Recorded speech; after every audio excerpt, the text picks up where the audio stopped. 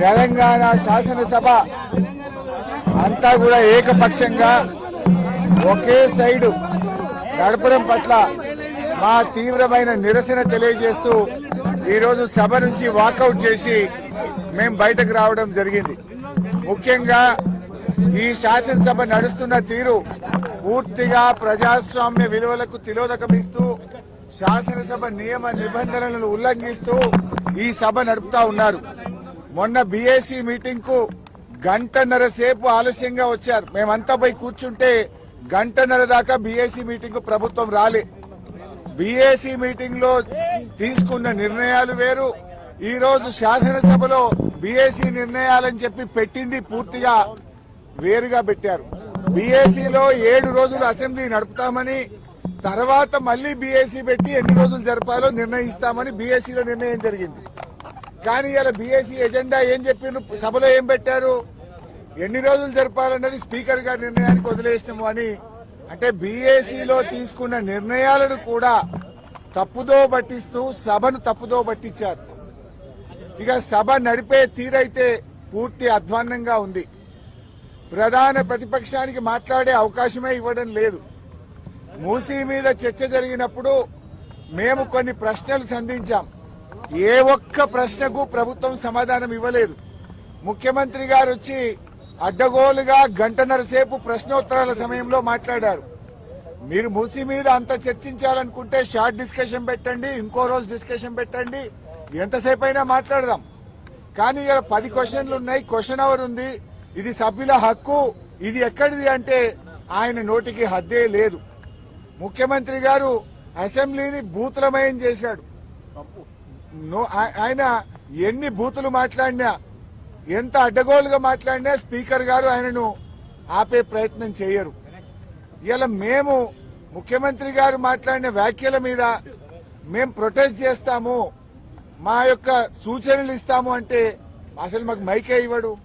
మాకు మైక్ ఇవ్వకుండా ఇంకొక విపక్షానికి మైక్ ఇచ్చారు, సంతోషం. మరి ప్రధాన ప్రతిపక్షానికి మైక్ ఇయ్యారా? అంటే మీరు సభ ఏంది, బీఆర్ఎస్ పార్టీకి మైక్ ఇయ్యము, బీఆర్ఎస్ పార్టీ మాట్లాడొద్దు అనే పద్ధతి ఉంటే మరి మేము సభకు ఎందుకు రావాలి? పైగా మేము పోరాడి మైక్ తీసుకుంటే మీరు ముఖ్యమంత్రిని విమర్శించొద్దు అంటాడు. ఇదెక్కడి పద్ధతి? అంటే ఇలా రాహుల్ గాంధీ గారు పార్లమెంట్ లో ప్రధానమంత్రిని విమర్శిస్తలేరా? రాహుల్ గాంధీ గారు ప్రధానమంత్రి మీద మాట్లాడతలేరా? మరి మేము ముఖ్యమంత్రి మీద మాట్లాడకపోతే సభకు రావడం ఎందుకు? మేము ఏదైనా ప్రజా సమస్యలు, ప్రజల గురించి ప్రభుత్వాన్ని ప్రశ్నించడమే ప్రధాన ప్రతిపక్షం బాధ్యత. అసలు ముఖ్యమంత్రి గారు ఏం మాట్లాడండి? అలా మూసీ నది కంపు కంటే ముఖ్యమంత్రి గారి మాటల కంపు ఎక్కువైపోయింది. ఇలా మూసీ ప్రక్షాళన కంటే ముందు ముఖ్యమంత్రి గారి నోరు ప్రక్షాళన చేయాల్సిన అవసరం ఉంది. శాసనసభను ఆయన ఒక గాంధీ భవన్ గా, ఒక సిఎల్పి మీటింగ్ లాగా మార్చారు. శాసనసభలో ప్రతిపక్షాలు అడిగిన ప్రశ్నలకు ప్రభుత్వం సమాధానం చెప్తుందా? విపక్షాల మీద అదే సొల్లువాగుడు, బయట మాట్లాడిందే, గాంధీ భవన్ లో మాట్లాడిందో, సిఎల్పి మీటింగ్ లో మాట్లాడిందే, పబ్లిక్ మీటింగ్ లో మాట్లాడిన సొల్లువాగుడే అసెంబ్లీలో వాగుతారా? దీనికోసమైనా అసెంబ్లీ సమావేశాలు పెట్టింది. నేను సూటిగా అడిగిన, మూసీకి తెచ్చే నీళ్లు కాళేశ్వరంలోని మల్లన్న సాగర్ ప్రాజెక్టు నుంచే తెస్తున్నారా అని అడిగాను. సమాధానం లేదు. మూసీకి మేము వ్యతిరేకం కాదు, మూసీలో పేదల ఇండ్ల కూల్చివేతకు వ్యతిరేకం. ఆ పేదలకు 2013 చట్టం ప్రకారంగా డబ్బులు ఇచ్చారా? ఇస్తే వివరాలు చెప్పండి అని అడిగాం. ₹1 ఇవ్వలేదు. వాళ్ళ ఇండ్లు కూలగొట్టి కేసీఆర్ గారు కట్టించిన డబుల్ బెడ్రూమ్లు ఇచ్చి పంపించారు. మేమేమో బాధ్యతాయుతంగా పేదల పక్షాన, ప్రజల పక్షాన మేము మాట్లాడాం. మేం మాట్లాడితే అడ్డగోలుగా ముఖ్యమంత్రి గారు మాట్లాడినరు. మూసీ ప్రక్షాళనకు నడుం బిగించిందే బీఆర్ఎస్. 32 ఎస్టీపీలు కట్టింది బీఆర్ఎస్.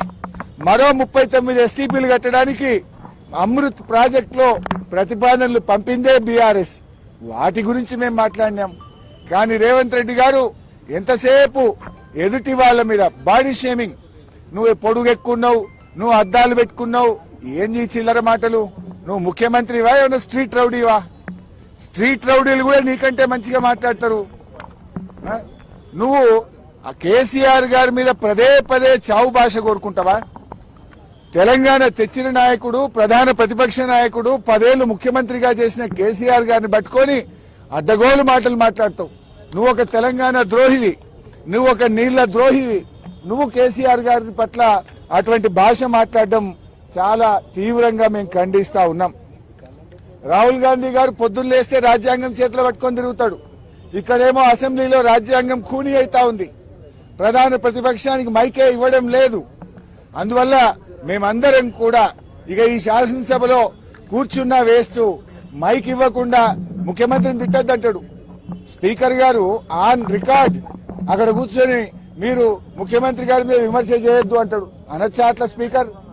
ముఖ్యమంత్రి గారి మీద మీరు మాట్లాడితే మీ మైక్ కట్ చేస్తా అంటాడు. మరి మేము ఉండేందుకు అసెంబ్లీలా? స్పీకర్ గారి పక్షపాత వైఖరికి నిరసనగా ఈ శాసనసభ ఈ సెషన్ ను బీఆర్ఎస్ పార్టీ బహిష్కరించాలని నిర్ణయం తీసుకున్నది. స్పీకర్ గారు, మీరు సభలో అందరికీ సమాన హక్కులు కల్పించే బాధ్యత మీకు ఉంటది. మీరు మా దిక్కు చూడరు, మాకు మైక్ ఇయ్యరు. మేము ఒక అక్షరం మాట్లాడగానే మైక్ కట్ చేస్తారు. అంటే ముఖ్యమంత్రి గారు గంటన్నర మాట్లాడితే ఏముండదా? సభలో అందరికీ సమాన హక్కులు ఉంటాయి. ఆయన నోటికి అడ్డు అదుపు లేకుండా చిల్లర మాటలు వ్యంగ్యంగా అడ్డగోలుగా రేవంత్ రెడ్డి మాట్లాడితే నువ్వు ఆపే ప్రయత్నం చేయవు. అన్ని సత్యదూరమైన అబద్దాలు మాట్లాడితే దాన్ని నువ్వు మాట్లాడవు. ఇవాళ అవినీతి గురించి మాట్లాడుతుండు. అవినీతికి ఇవాళ రేవంత్ రెడ్డి గారు అడ్డాగా మార్చిండు. రాష్ట్రంలో ఎప్పుడు లేని ఇవాళ ఏ బిల్డింగ్ కు పర్మిషన్ రావాలన్నా, యూసీ ఇవ్వాలన్నా స్క్వేర్ ఫీట్ కు ఒక ఆర్ఆర్ ట్యాక్స్ పెట్టిండు. ఆర్ఆర్ ట్యాక్స్ పెట్టింది నువ్వు కాదా? హైదరాబాద్ లో ఏ బిల్డర్ని అడిగినా బిల్డరు చెప్తారు కదా, యూసీకి ఎంత తీసుకున్నావు, లేదా బిల్డింగ్ పర్మిషన్ కి ఎంత తీసుకున్నావు. ఫైనాన్స్ లో బిల్లులు రావాలంటే 30% కమిషన్, ల్యాండ్ కన్వర్షన్ కావాలంటే 30% కమిషన్. ఈయన ఇంకా పైగా అవినీతి గురించి మాట్లాడుతుండు. అసలు నీకు మాట్లాడే నైతికత ఉందా? ఈ రాష్ట్రాన్ని అవినీతిమయం చేసినావు. ఫైల్ కదలాలంటే ఒక రేట్, పని కావాలంటే ఒక రేట్, అన్నిటికీ అఫీషియల్ గా కరప్షన్ కు కూడా ధరలు నిర్ణయించిన నువ్వు మా గురించి మాట్లాడతావా? ఇవాళ ఈ ప్రభుత్వం యొక్క తీరును, శాసనసభ నడుస్తున్నటువంటి తీరు, స్పీకర్ గారి వ్యవహార శైలి ఇలా చాలా దారుణంగా ప్రజాస్వామ్య విలువలు పడిపోయే విధంగా ఉన్నాయి. మా గొంతు నొక్కుతా ఉన్నారు, మాకు మైకు ఇవ్వడం లేదు. సభలో ఏకపక్షంగా నడుపుతున్నటువంటి తీరుకు నిరసనగా, ఈ ప్రభుత్వానికి వైఖరికి, స్పీకర్ గారి వైఖరికి నిరసనగా ఈ శాసనసభ సమావేశాలను బీఆర్ఎస్ పార్టీ బాయ్కాట్ చేస్తుంది.